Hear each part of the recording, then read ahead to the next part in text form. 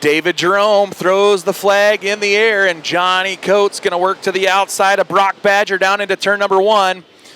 They're going to have plenty of racetrack to work with. She's going to be slick from top to bottom. Brock Badger having a great run down here. He's had a good second half of the season, Brock Badger in the 50B, but Johnny Coates, the veteran driver from Joplin, going to lead lap number 1. Back into turns 1 and 2, Coates working the middle part of the racetrack, a line we hadn't seen thus far. Yellow lights blink on. We got a problem over at the top side of turn 4. That is the 27 of Tennant. All right, here we go. Johnny Coates, the race leader, Brock Badger, and then you got Bill Carter to his outside. William Garner on fire earlier, now running in that fourth position actually, with Dan Drury to his outside as the green flag comes back out. Here we go. Stockcar A feature number 2 presented by Edelbrock Performance, coming live at you from Lucas Oil Speedway, the Diamond of Dirt Tracks. Yeah, that wasn't going to work out. Yeah. Well, we stay green, though. Gene Parvin, and the Bigsby, Oklahoma driver. When you see one car near the front of the field hit the brakes on a restart, you start watching through the middle, the back of the field, and sure enough, somebody went around. Unfortunately, it was, didn't catch Parvin. Parvin. Yep. So, anyhow, good battle at the front of the field. We got a good battle going on. Brock Badger still leading the charge, but Johnny Coates right there. They've been about flipping it back and forth on each lap. Then you got, look at that, Jeremy Vaughn and that new hot rod to him. Yeah. Creeping up into that 3rd spot. Vaughn going to be a factor before this one's over, I'm afraid. Well, not afraid, but started 7th already up to 3rd, rather. And that car doesn't look to have a dent or a scratch on it thus far. He's passed a lot of cars here tonight, both in his heat race and now a handful of them again here in the A feature. Has 2 more in front of him. Meanwhile, behind him, though, the 7 of William Garner says, I'll put a scratch on that bumper, as he tried to get to the inside of the 25 of Vaughn. Couldn't quite get there. Now they're both working to the inside of the 35 of Coates. So Coates was running 2nd, quickly back to 4th. William Garner working the inside of Coates right there. You can see him trying to massage the throttle and brake at the same time, and you can see that left front tire pick up, go down, pick up, go down. That just means he's really working the throttle there. A good shot of him, a good corner there as well, as he was pretty smooth on the bottom of 1 and 2, and that's going to allow him to go by a car length in front of Coates. Yeah, I was able to smooth the throttle work up that time, as this time, again, you see the car not bouncing that left front up and off of the racing surface. So much smoother on the throttle, and it works to try to get him by the 35 of Coates. He's now into the 3rd spot. Vaughn in that 25, trying to reel in your leader, Brock Badger. This time by the flag stand, 8 laps down, 12 laps to go. Vaughn. And yellow's on the speedway. We got a problem. That's one of the... It's the 3X of Tony Manley. Yeah. The race leader, Jeremy Vaughn, Garner, Coates, Larson, the top 5.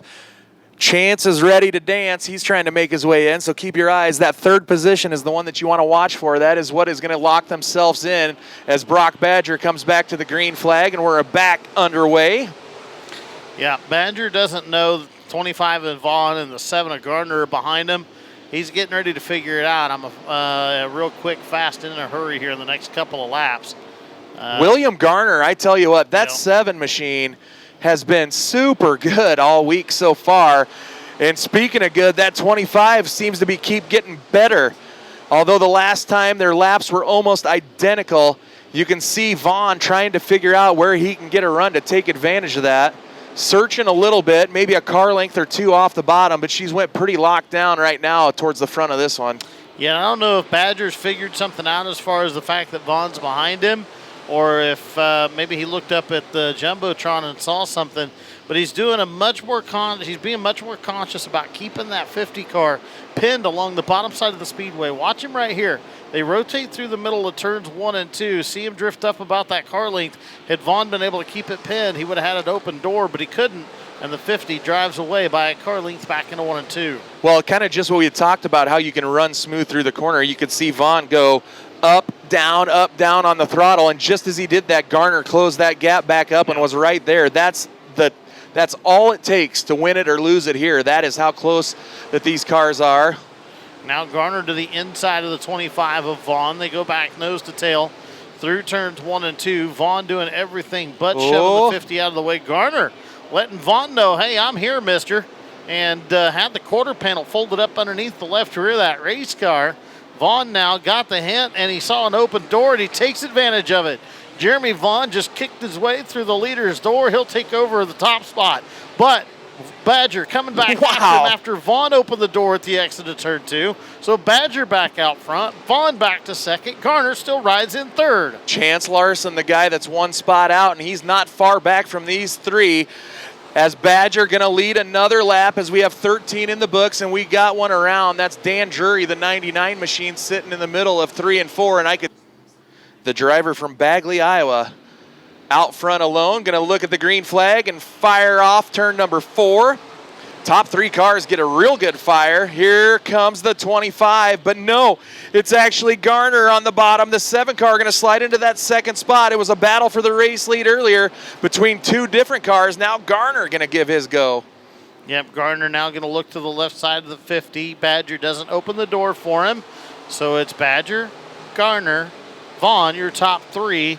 Coates is driven back by the 95 of Chance Larson as Vaughn had trouble navigating the turns 1 and 2 end of the speedway that time. Johnny Coates going to slide around the 25 of Jeremy Vaughn. Chance Larson is right there as well. That's your battle for your third and final transfer, but keep your eyes up front as Garner had a run on the 50B of Badger.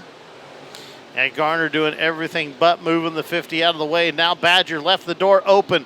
Garner going to put his foot through it side by side into turns 3 and 4. The yellow flies. New race car to him as well. I mean, that has to factor into that decision and how it's going. But I got to hats off. That thing has looked like a rocket ship, that 25 car.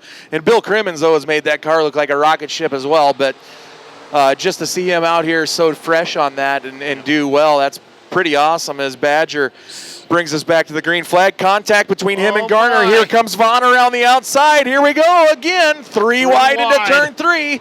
Vaughn might just say to heck with it. I'm going to roll right through the middle. Garner on the bottom. Yeah. Garner takes the lead by the line, but look at Vaughn working the middle of the track. It seems to be working for the 25, and here he goes. He's going to go to the race lead, but Badger coming by on the bottom as well. This one getting good in the waning laps of it. Here comes the 35 of Coates. The racetrack might have cleaned up middle to top of the speedway. That allows Vaughn to continue to work out to the right side of the 50 of Badger. Badger along the bottom, got back by Garner. Garner going to tag the left rear. There's Coates as well. 4 cars battling it out at the front of the field here at the Diamond of Dirt tracks. Coates crossed the line in the 4th spot. He was looking to take second as they went into turn number 3.